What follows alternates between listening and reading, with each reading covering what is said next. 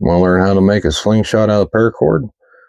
Everybody, just stay tuned. We're going to go through the process, and at the end, you guys will know how to make your very own paracord slingshot. All right, guys. First, we're going to take our 12-foot, roughly 12-foot piece of paracord. All right, now the first thing we're going to do, we got a tape measure here, real quick. We're going to figure out approximately 1.5 feet, and now mind you, it depends on how long your forearm is. There's a lot of different dimensions that you can use to make these slingshots, but I kind of like to have mine at least as long as the inside where your elbow joint is here to at least the tip of my middle finger. So, I mean, it's going to vary, but on average, you'll want at least around 18 inches. But for me, if I get that straightened out, I got 19 inches. So I'm going to take mine and I'm going to go 19.5 inches or maybe 20 inches. That way I got room to make a knot. So what we'll do is get our tape measure on here. We're going to go, I'm just going to randomly go 20 inches here because I've got a little extra length on this. Is why I go a little around 12, 13 foot of the paracord. So I got some room to play with this. But we're going to go about 20 inches for me. Like I said, you may vary. Now we're just going to do a simple overhand knot here, guys. I got my fingers pinched so I know right where that spot's at, and that's where that knot's going to come up against.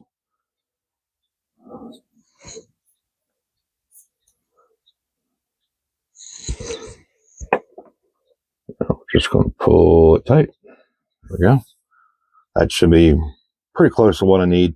Now, mind you, if you want this even longer, it's just a simple matter of pulling out more paracord and then just making this longer. So, all right, now we got that. I'll get right back with the camera reset so we can get a little more close-up view to get to the next step. All right, guys. Now with our knot here in place, like I said, this kind of works as a stop distance marker. Now we are going to make our bends in the paracord, and this is going to start to form the base of the pouch. And I marked on here, I used my tape measure to give myself 1 through 6 inches. Now, typically, however large you make this pouch is going to determine the size of projectile you can put in it. So if you're wanting to get larger stones, you'll definitely want to make it a little bit longer. I personally wouldn't go much for what I like to use it for, and what I'll typically use a slingshot to try to take down for food. I'll probably go 4 to a max of 5. So for this one, we'll put our knot up here at the 4 mark. Get that paracord untangled. And we'll show you what the 4-inch pouch roughly would look like in distance.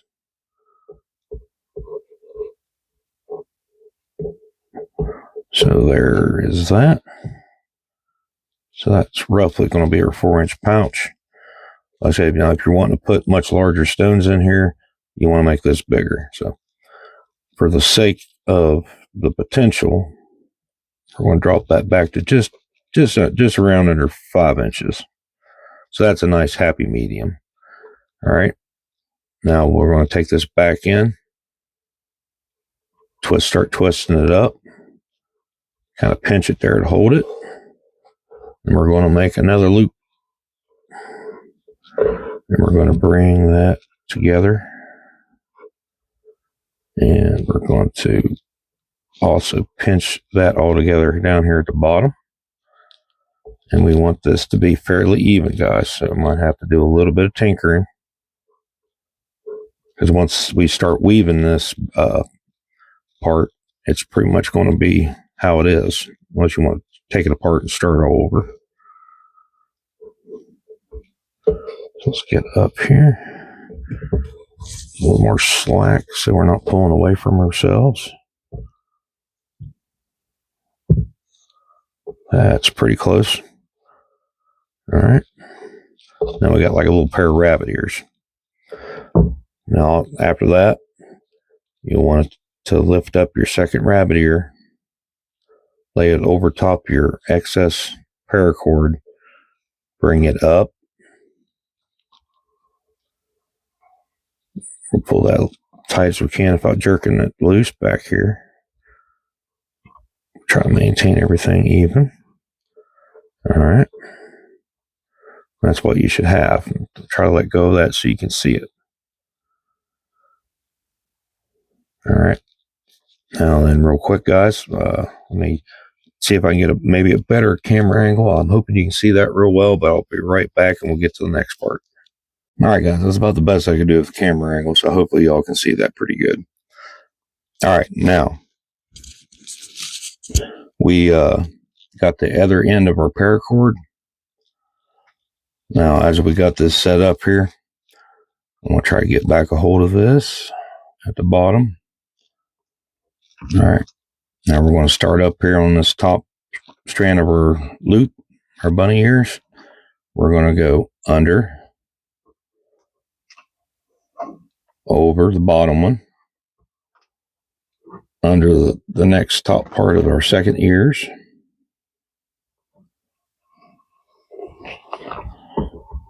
I'm going to slowly pull this through.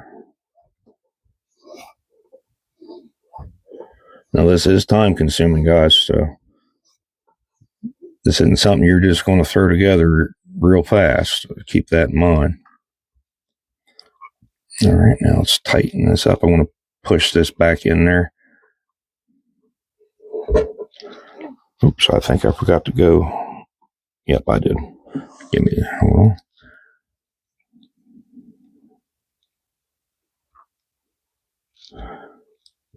All right. Now we're going to repeat the process in the opposite direction.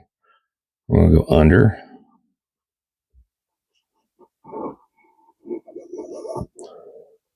over top of this one, underneath the bottom of the second bunny ears,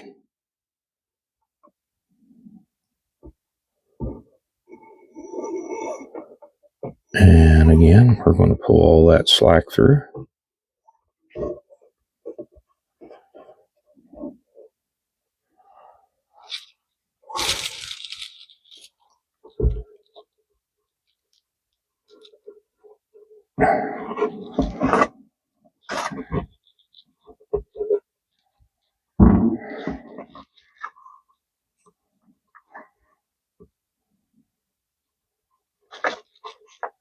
Try to tighten that up just a little bit, make that a little neater. And we're getting back up here to the top again, so we're going to repeat it. Under, over, under the second top of the second pair.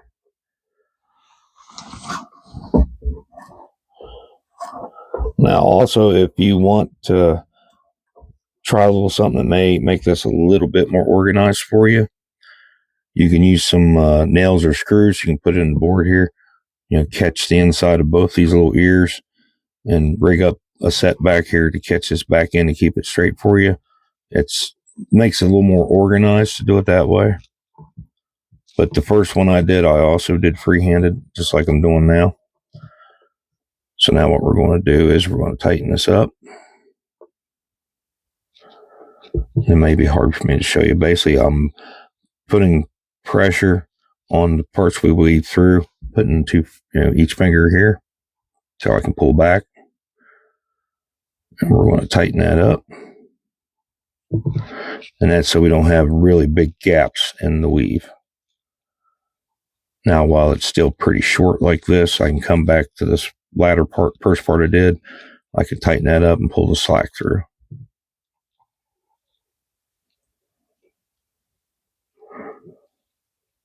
Like I said, now this is a little bit time consuming. So whenever you decide if you're going to do this, just figure you're going to be at it for just a little while, guys. All right, I want to throw more of this together, and I'll come back with you in about maybe around halfway so you can see what it looks like. Not quite halfway through, but I wanted to mention something as we're going along. And it does get a little easier as you start getting about a quarter to the middle of the way through there. It's easier, like, so I can pin down these ears. Well, let me run the complete gambit before I pull all the slack out. Usually you don't want to go full slack like that off the rip. Actually, I tell you what, let me get that completely back up here. So we'll get this pulled back out so you guys can actually see that from the beginning.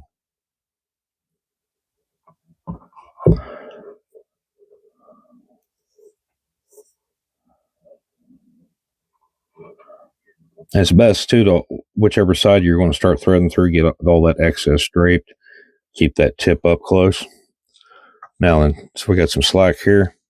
I'm just going to pin this down, push that in, and you will be able to tighten this a little bit more too near the end. So now we're going to go back under, over, and under on the top of the second ears. Now I'm going to pin the ears down again. Now I can just pull that right through. Make sure I don't twist too bad up there. Not going to pull it super tight. And like I showed you on this bottom side, just going to kind of tighten that up. And remember, we got our tail in here. We're just going to go right back through it. Same thing. Pin the ears down. Now I can just pull that right on through. A lot faster that way. We got a little bit of a twist there in the part I'm pulling through. All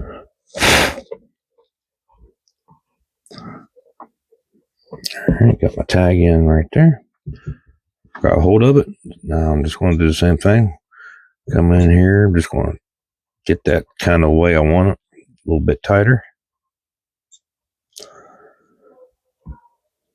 There we go. And again, it's just a matter of repeating this whole process all the way through. So I'll get back with you again, guys. All right, guys, we're just a bit past the midway point, but I wanted to point out something. Now, typically, I like to have the pouches taper on the ends. So as we start getting out slightly towards this latter part, I'm going to very gently snug it just a little bit tighter and tighter. So that way, when we get closer to the end over here, we'll have that similar tapered effect going on. So with that, just keep in mind, careful going too tight towards the middle, or it'll have a funky shape to it. So just kind of go slow, before you start getting a whole bunch of these wraps, and you mess up and you have to take it apart and all that stuff. So go nice and slow. That way you can kind of figure out how you want that to look. So I'll get more of this done. We get near the end part here, then you'll be able to kind of a bit more see that gradual taper going on. Okay, guys, we're getting near the end. And once we get about there, we don't have to go clear up into here where you just can't get any more of this through. There is a little method here where you can tighten this stuff up. And we're getting kind of close. We're going to work this back in a little tighter. So I want to check the length, make sure we got approximately what we wanted. So there we go. I want to push the stuff back in here.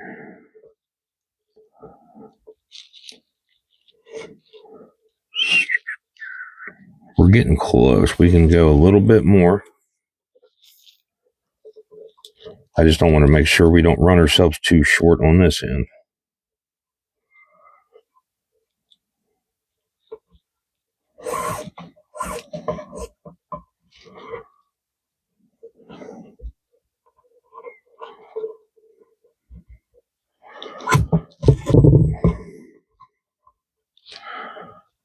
pull that tighter because I want this to taper down. I think we're going to at least go one more time through here.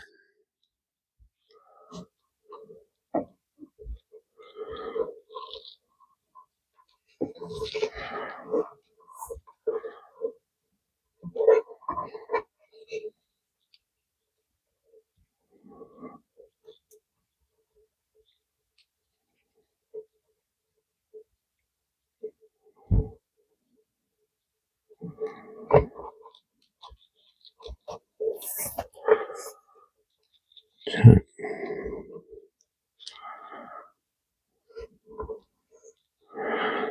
Now, this next near final part for the pouch. See this, I want my string to be under this loop here. That way it's more in the center.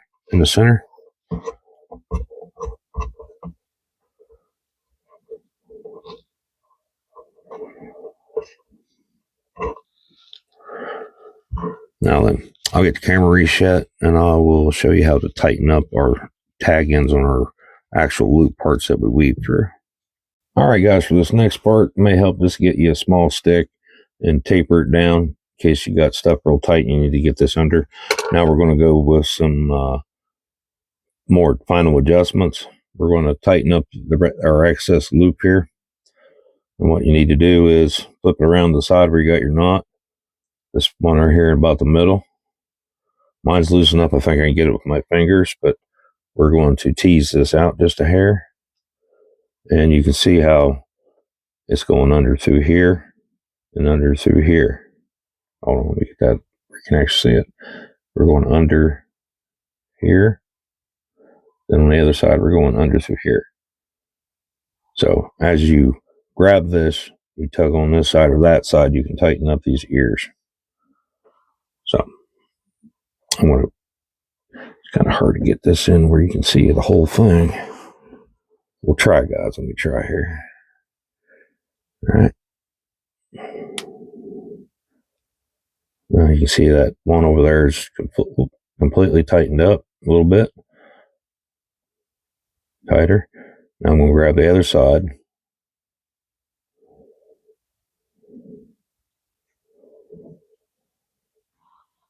No more ears. Now then.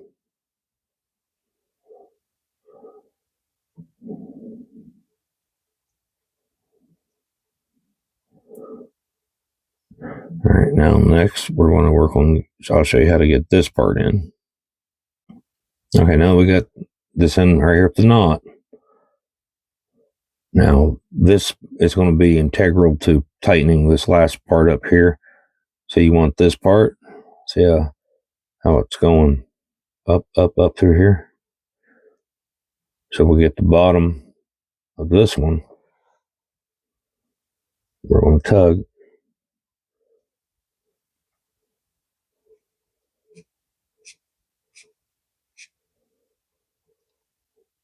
And we're going to come back down to where the knot's at.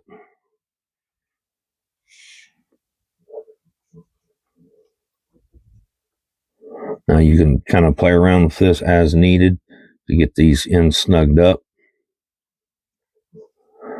Now then the next part is I want these strings in the center, and that'll be the next and almost second to the last part, I do believe, where this is pretty well finished. All right, guys. So with this one, if you need to, just take this and pop that up. Get it out of the way.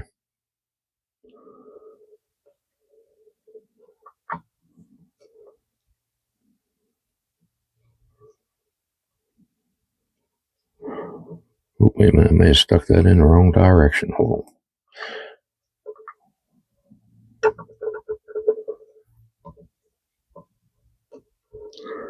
There we go.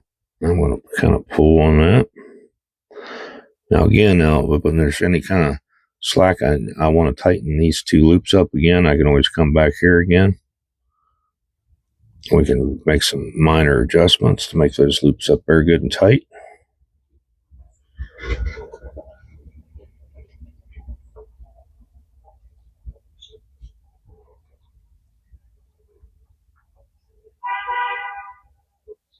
And I can come back here again. Take out that slack from that back end. Actually, before I take too much out, we can come back here and take our knot out. Because we'll want to do something similar to the other side, guys. That way we can have our tail ends coming out the center here. So we got this center piece here, and that's where our knotted end was. That's pretty tight, so I'm just going to come in here, get us a little bit of room made.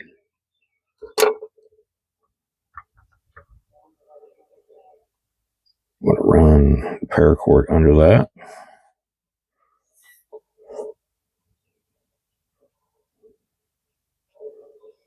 And that puts us fairly well center. Let's end up here is not looking very good. I think I got too much slack in my weave.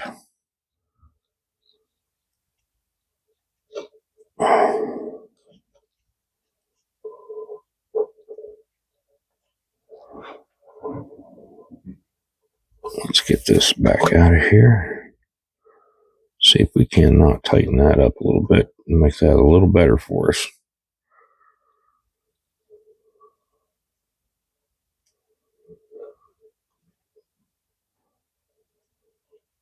Yeah.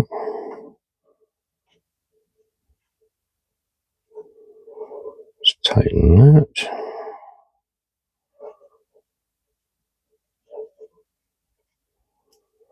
I said, sometimes it's fiddly, guys. You have to kind of play around with it there until you kind of get it the way you want it. And I pulled on the wrong side. Let's bring that back out. I need it back here on this side. Yeah.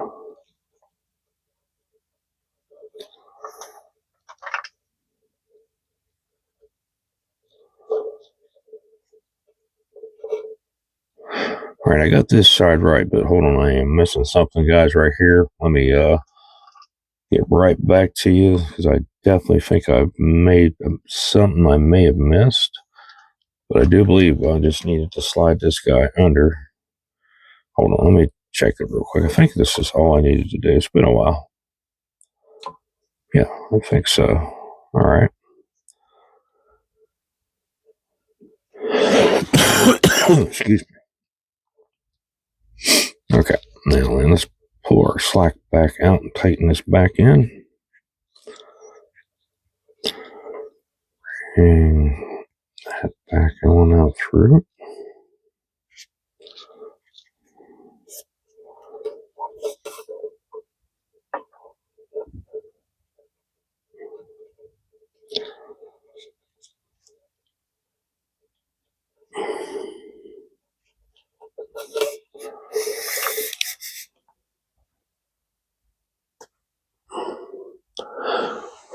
All right. Let me get right back to you guys. I'm just going to double check, make sure I didn't make a boo-boo on this end, because it's just not quite like how I remember doing it the first time I did it. I think the problem was I just didn't get this taper as nice as it needed to be, but that is correct. Now then, I said there's a little bit of adjustment this is going to go through too. And by the way, I just happened to think of this, and maybe something to consider. Paracord does shrink after it gets wet and it dries, so you may want to pre-shrink that. There's some videos online about it. Maybe something to look into. But anyway, for the latter part of this, right, we're going to take near the tip here, and we are going to tie a knot. And this side is, I do believe, the original side. We started with the knot down near our weave loops, and this is just for you to pinch and hold on to.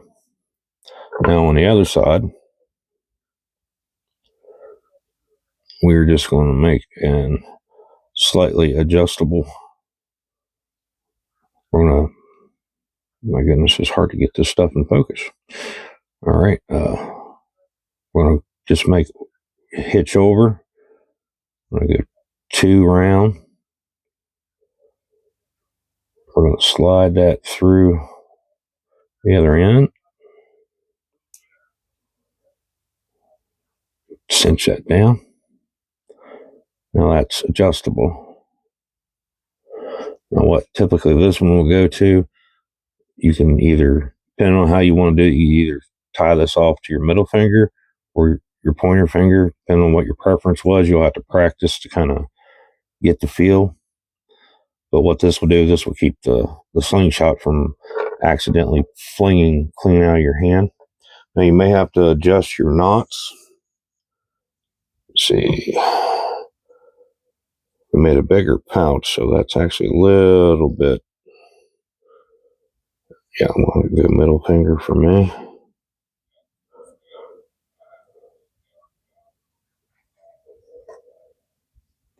So we want to try to line this up to where the sling sits kind of even.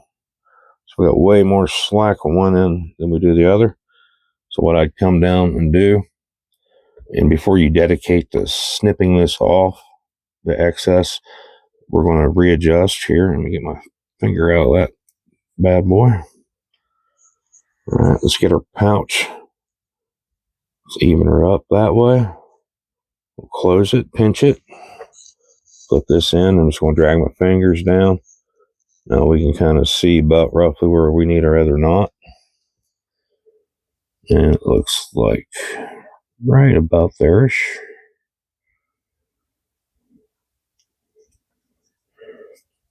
Just going to do a simple overhand here. Go. Now we'll put that back on.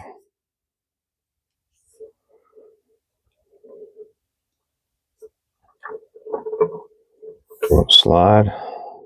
Yep, there we go. That's a lot better. Now we got tension. I grab a hold of the knot. Our pouch is even. There we go, guys. Now, like I said, now you got to have patience with this. It can be a little aggravating the first time you attempt this. But you know, like I said, now it's functional, but I wish I would have made that look prettier for you guys, because it'd been nicer if I'd had that little bit more tapered, or it was kind of tighter and nicer looking. But it'll work just fine. These things will last for quite a while. And here, let me readjust here. I'm looking like I'm looking at the ground. I'll talk to you guys here because we're kind of closing out the video. Some coffee. All right, now see, this would be considered, you know, a primitive hunting tool if you want to use it as such, or it can really just be a recreational thing, or rather fun.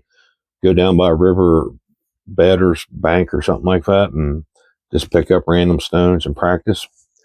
And what I will say about this particular tool, hunting tool, or like I said, whatever you want to use it for, these are a little bit dangerous until you kind of get the feel for them. I recommend you do not use these around anything like cars, houses, other people nearby you, because until you kind of get the feel for the release. When I first was practicing, one time I built up a really good bit of momentum, and there's almost this little bit of a feel to it when you kind of just, okay, now it feels just right to release. But, you know, sometimes it's a little off, and I had projectiles. I actually had one, when I released the sling, it somehow went behind me.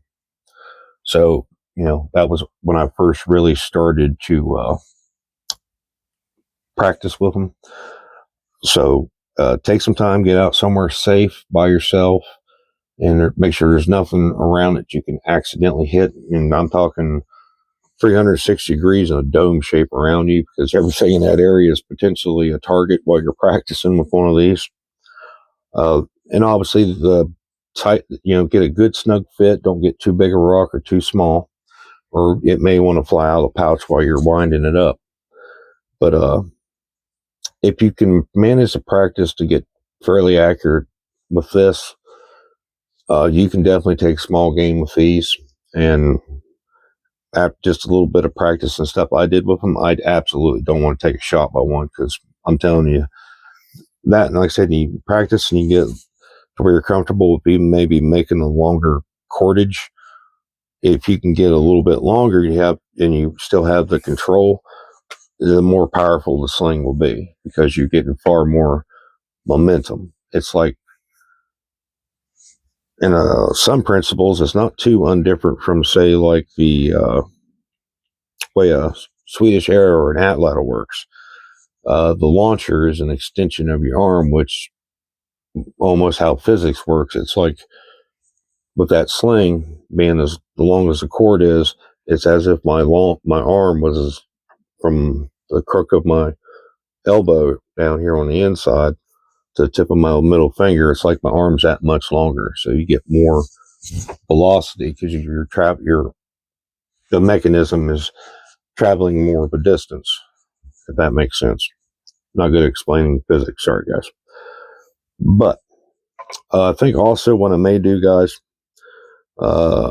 this will probably be an item that I'm going to place in the new subscriber giveaway I'm working on. It's going to be a little bit till I get enough funds saved up to actually, get that thing nice and set up for people. But I figured this was a good project, and it'll make a nice little addition to it. So whoever ends up winning that subscriber giveaway, you're going to get a paracord slingshot made by me.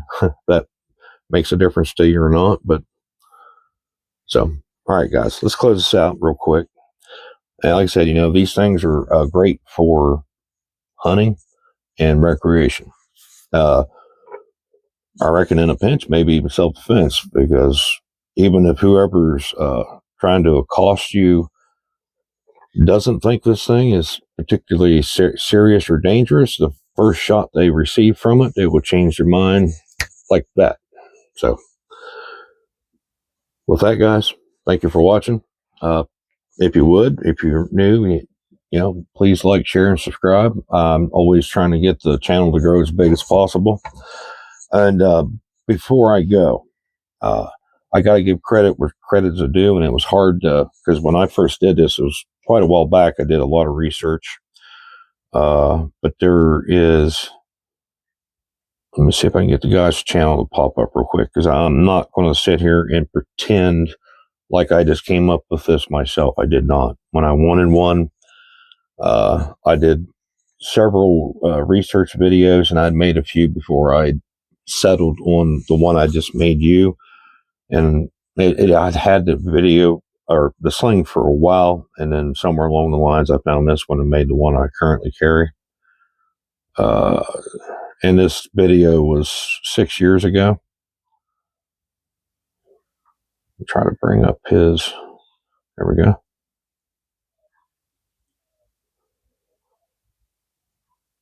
We'll go right to his channel, and I'll show you his channel. There we go.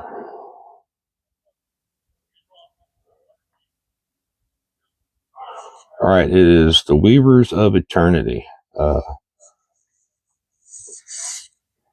Hopefully that will actually show up, because I know it's funny with digital, taking images of a digital. Oops. There we go. But, I want to give credit where credit is due. What I just did was this man's design. I assume it was his design, but that's where I learned this particular weave and technique. And I liked it a lot better, because a lot of the ones I watched always had the paracord, each one of these tag ends was completely coming off one side, and the other one was on the bottom coming out that side. And I found it made for more unstable shots that way. But all right, guys, a lot of rambling. Apologize for that, but thank you for watching. I'll see you all in another video.